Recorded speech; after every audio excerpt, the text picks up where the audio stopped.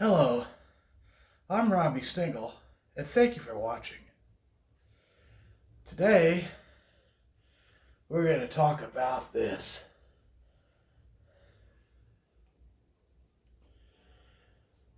This guitar has the closest I could find parts to what Eddie actually played. Now, this body is a 1982, early 1982 Pacer Special made out of poplar with the 2¼ inch neck pocket.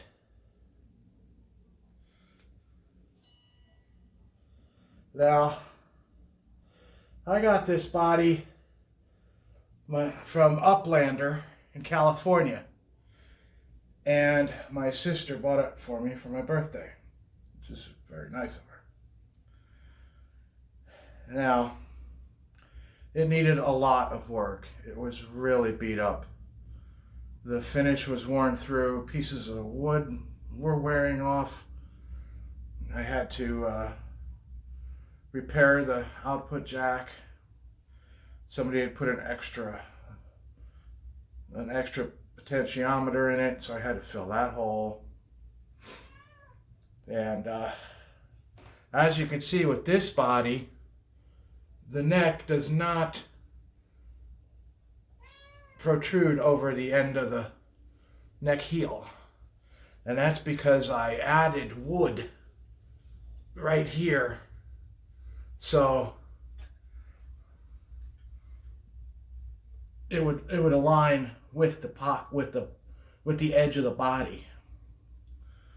This body was originally routed for Rockinger, and then was routed again for Floyd Rose in '82. So the route is bigger. I also did some work filling parts of the cavity where the Floyd wouldn't cover the route. I did this by carefully hand making filler pieces of wood, and they were glued to the side of the pocket and then curved, filed, sanded into a curve to cover the piece that would have, left a hole in the route so you could see through it. And I had to do a couple of those. That was tedious, but I wanted it to be right. And of course, when I finished, I sent it to Marty Bell for paint. This is the guitar in the 5150 short. The test video short. Somebody had routed a neck pickup into this guitar. I spent a few days making a plug for the hole that fit exactly, and it was so tight I actually had to knock it in place with the hammer. You only get one shot with that, so make sure you got your glue down and it fits right.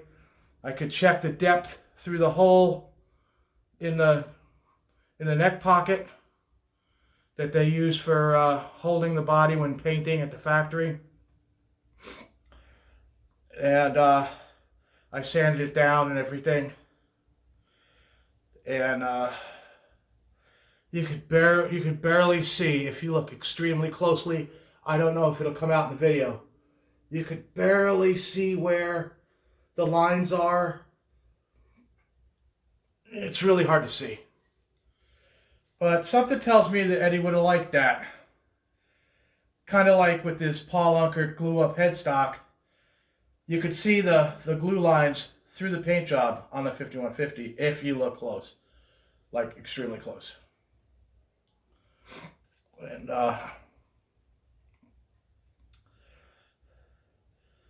I'm really happy with the paint job. You could see I had Mr. Bell paint in the tape where Eddie taped it for the barrel jack.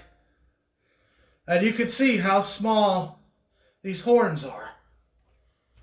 They're quite a bit, it's a tiny horn. It's really, the whole guitar is a little bit smaller. The Pacer Special is kind of like a slightly smaller guitar. You can see how this end is not really curved out much at all. And of course the barrel jack at the angle. At the curve of the body. I'm very fortunate to have gotten one of these. And I tried to play it last week. As you could see in yesterday's video, I threw a couple of Eddie riffs in there with the tapping. And it sounds good for that. But I had originally put a big brass block in here because, you know, it fit. There was enough route where you could fit it in and it would move totally right. But that big brass block increased the treble in the guitar to the point where I couldn't really tap with it without getting this, you know, this overwhelming kind of sound. And just that little detail,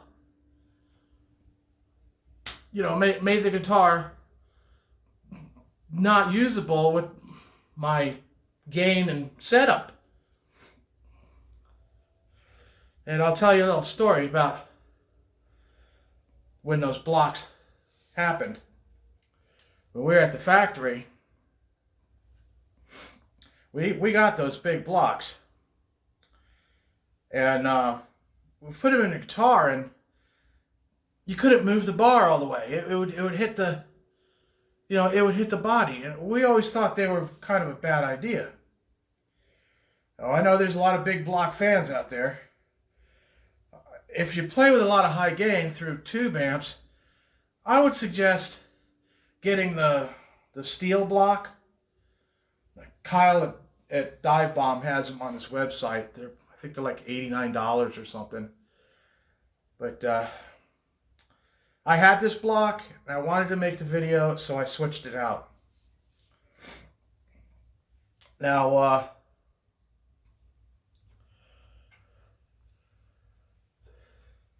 this Floyd Rose bridge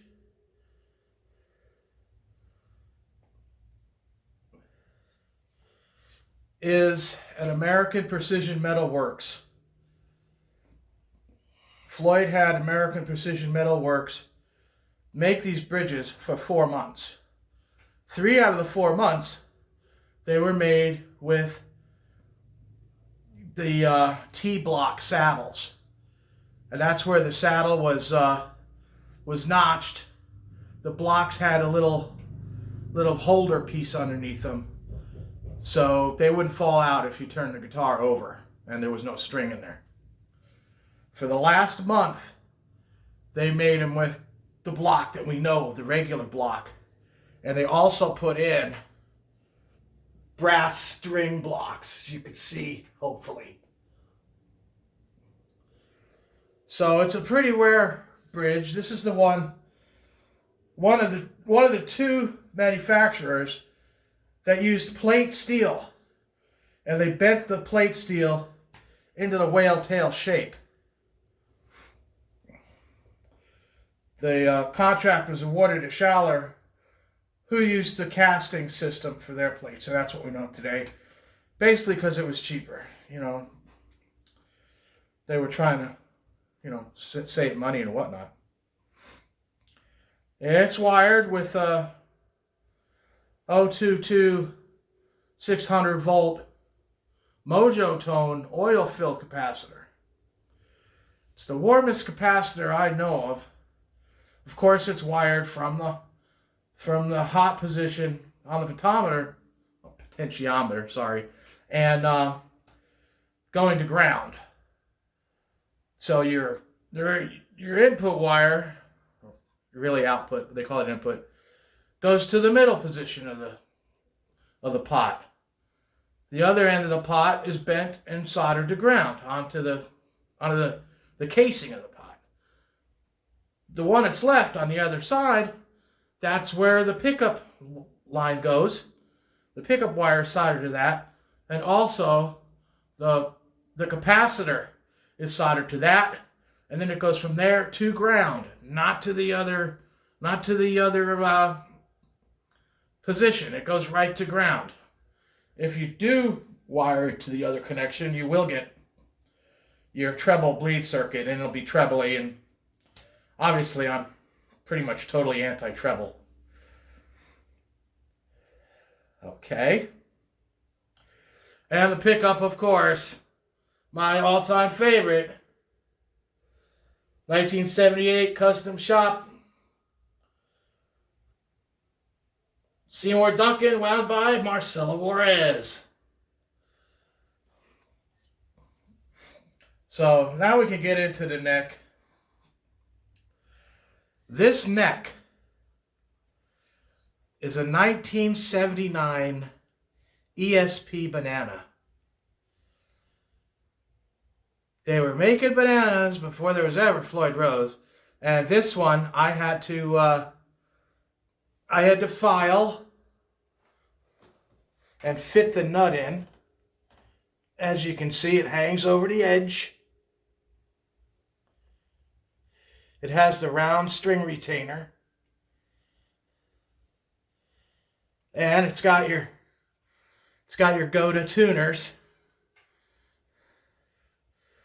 And it has the stinger. The original 5150s had a stinger paint end on them. And I had Marty Bell just continue the stripes right around the headstock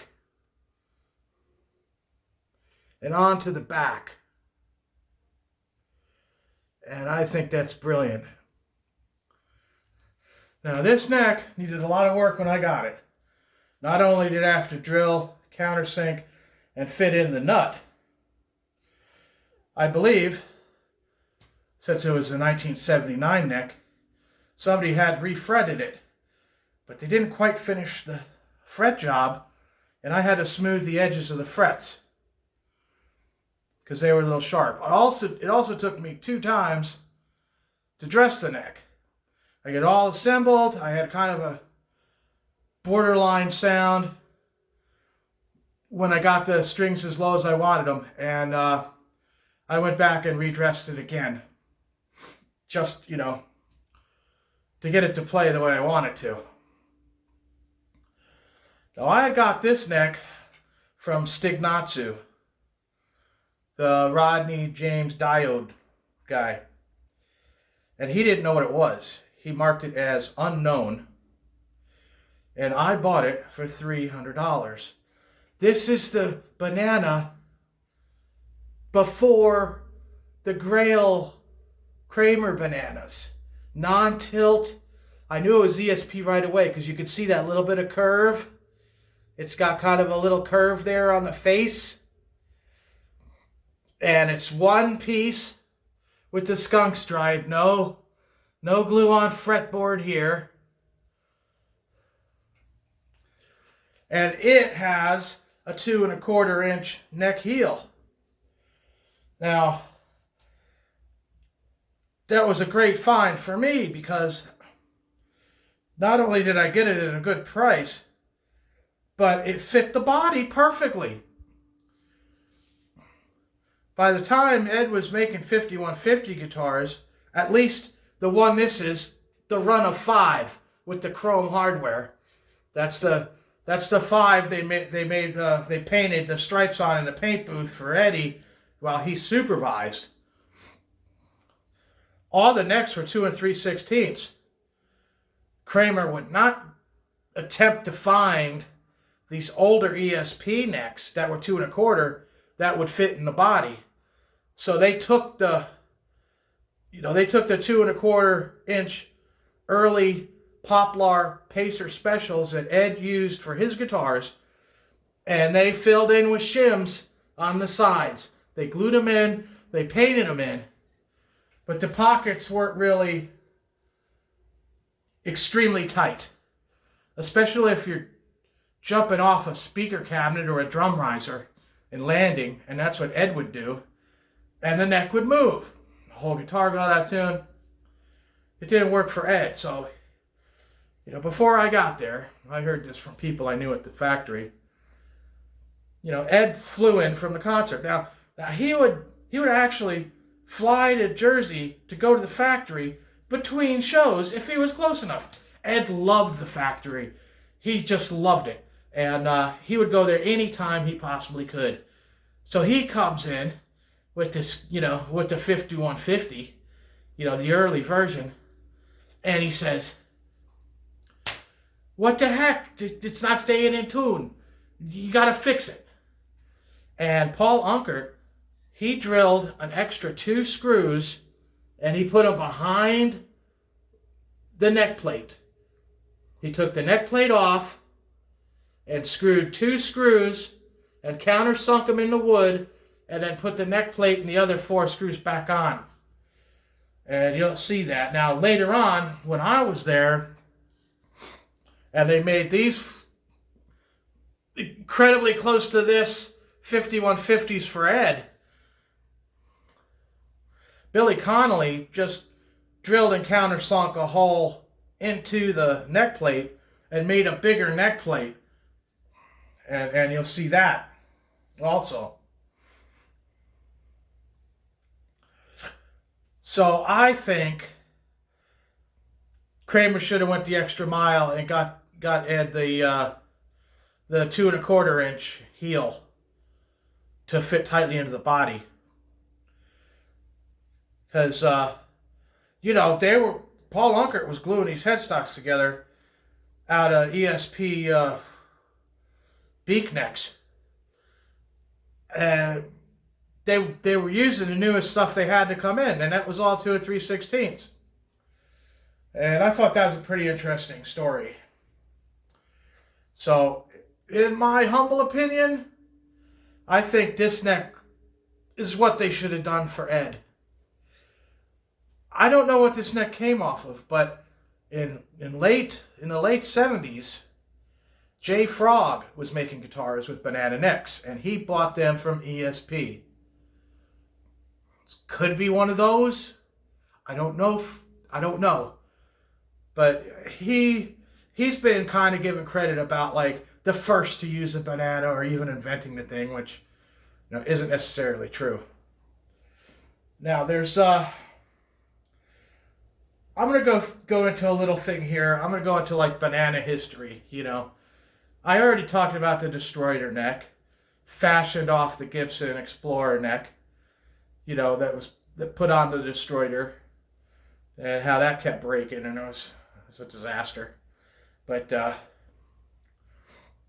after the Destroyer neck, Kramer did the original run of 200 Berettas with the big banana, sometimes referred to as a hockey stick neck, and that was non-tilt.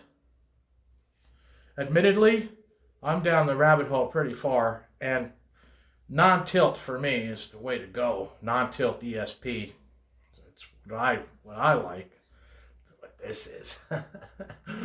And after that, Dennis wanted to save money, so he went to the tilted. And that's when it kind of changed to the Lucido headstock. This is what went to Gibson. This is what's on the reissue, Gibson Berettas now. ESP made some that were transition necks, and they had a slightly different banana shape than that, but it was very similar. And about right around 84, Dennis had ESP start making import guitars for the Japanese market. ESP was making the JK series, the thinner headstocks that came out for those. And also in '84, a lot of headstocks, a lot of necks were made by Sports. When Sports made the necks, they had, the Lutheran joint on them, and the same with Lucido. They were doing the same thing. And there's the whole big glue thing where the glue didn't hold and the neck separated. And I don't know for sure, but I would guess Dennis wanted cheaper glue. He'd do anything to save money. And the necks would separated. They were warrantied, and Kramer was sending the warranty guitars back with pointy necks on them. Nobody liked that, As a matter of fact, when the pointy necks came out at the factory, we all thought that was a horrible idea, But, that's kind of the story of the headstocks. Later on, Gibson came out with Music Yo, and they used kind of a Tom Anderson ESP mashup. That's why it looks a little weird, and I gotta say, I really like this guitar. It took every little piece of it has to be just right for it to get the sounds I get out of it. It's the closest thing I could do with period correct parts, or even earlier, that would represent the actual 5150. Of course, it has the larger font numbers that Eddie used on the original. He didn't use them for long, but you could get these at Image 360 in Norman. Thank you for watching. Thank you to my subscribers. You guys are absolutely terrific. I hope you found that interesting. And have a nice day. And rock on.